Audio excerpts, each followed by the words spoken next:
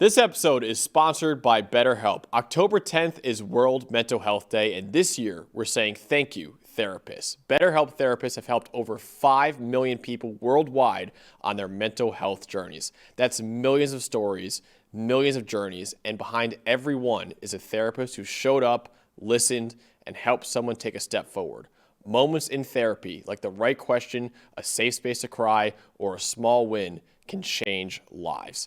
This World Mental Health Day, BetterHelp is honoring those connections and the therapists who make them possible, while showing how easy it is to get guidance from a licensed therapist online with BetterHelp. With over 30,000 therapists, BetterHelp is the world's largest online therapy platform, having served over 5 million people globally. And it works with an average rating of 4.9 out of 5 for a live session based on over 1.7 million client reviews.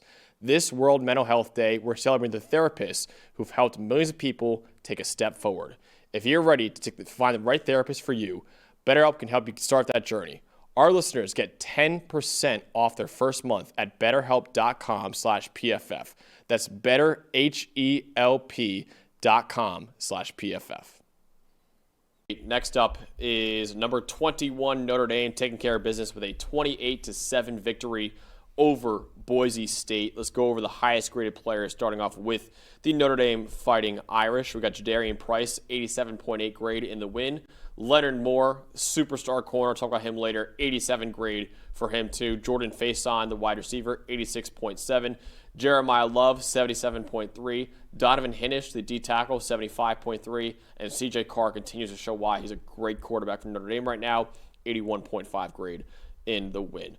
For Boise State, their highest grade players in the loss, Cage Casey, the tackle, 79.4. Bowen Phelps, the linebacker, 76.6.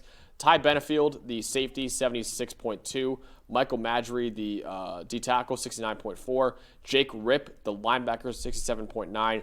Maddox Madsen with a 39 grade in the loss for Boise State. Dalton, what told the story for you? I think in general this game went mostly how I expected. There was a couple drives early that Notre Dame just didn't finish, but honestly the big thing for me is this Notre Dame offense. I actually think they're more balanced than they were last year, because last year it was, okay, the run game's absolutely elite, and they're going to get enough out of Riley Leonard. I think the balance in this team and what we've seen the last 2-3 weeks, or really 3 weeks, has just been unbelievable. The increased usage, again, of Jeremiah Love.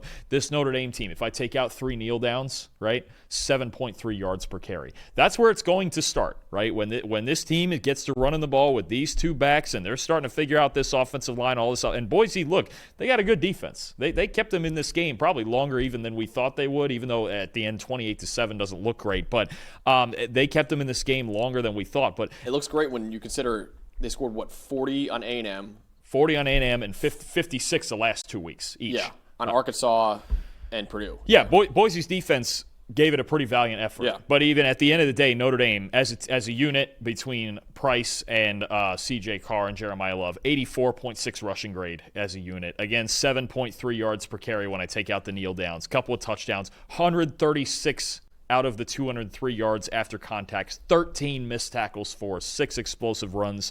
The balance of this team offensively makes you think they can go and run the table and finish 10-2 and give themselves that shot. And I'm just going to throw in, so I've got the run game already. I'm going to just cover the other side real quick. Most impressive. We talked about a lot of young quarterbacks, first-year starters, and I think it's a big story in college football. It was a big story coming in, is like, how are these guys going to play? Well, a lot of them are really good. CJ Carr is really darn good, too. 81.5 passing grade in this game. Only 23 attempts, 189 yards, 2 touchdowns, but it's so clean. It's just CJ Carr right now understands his role, and he's doing it really at the highest level. He's been outstanding. In this game, look, Boise plays a lot of quarters. They sit back. They keep things in front of them. How do you respond? You go 14 of 14 on throws under 20 yards with a 91.8 passing grade. CJ Carr is bringing the balance. He looks incredibly comfortable, more and more so every week. I think this Notre Dame offense, again, in the preview I called it an elite unit.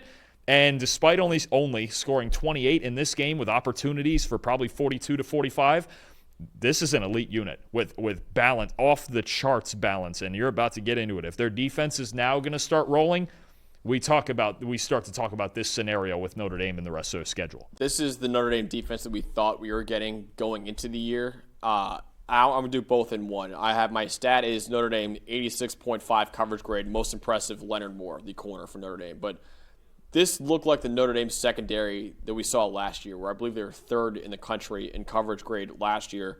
Unbelievable game from their secondary in this one. They picked off Maddox Madsen 4 times in this game, held him to a 38.8 passing grade, only a 35.3 passer rating for Maddox Madsen in this game. The linebackers, I thought, did a really good job, too. Not just the secondary. Linebackers did a great job in coverage, I thought, in this game, too. But the star of the day was Leonard Moore, who I'll say right now, Mansour Delane has been a stud this year.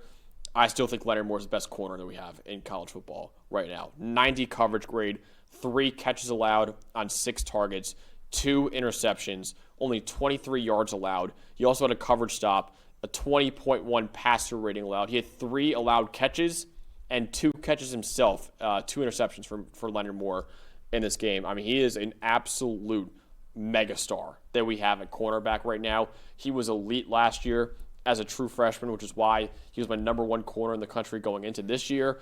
And he's been, despite all the other flaws in Notre Dame's defense so far, he is still an elite corner. And this guy is an absolute stud. And he looks like a potential top 5, top 10 pick in the 2027 NFL draft, which is saying a lot considering all of the amazing players that we could have in that draft too. No, it's the old, it has to be when you're playing against Notre Dame, the old Darrelle Revis playing the Rex Ryan Jets game plan. Yeah. You just can't throw at him. The first thing more than any, I said it before, I think I said it last week or the week before. The first thing you have to do in your offensive game plan, more than any X's and O's or anything else, is go, we can't throw at 15. I promise you there's maybe only 1 or 2 teams even capable, Ohio State or somebody like that are capable of throwing at this guy and feeling like they have it. Do not throw at number 15. Just don't do it. Did you say 9 targets?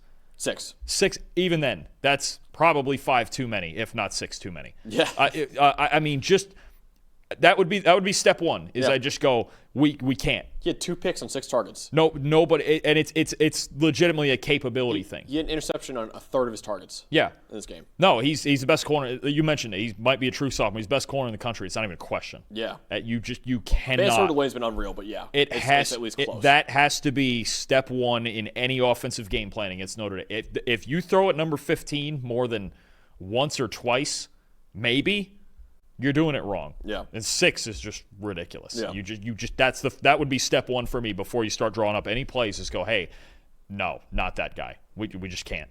You can't do it. Unreal player. Still have 1 more year of Leonard Moore after this year too, which is insane considering how good he is already in his true sophomore year. But Notre Dame getting a big win over Boise State, 28-7, continuing and keeping their college football playoff hopes alive right now.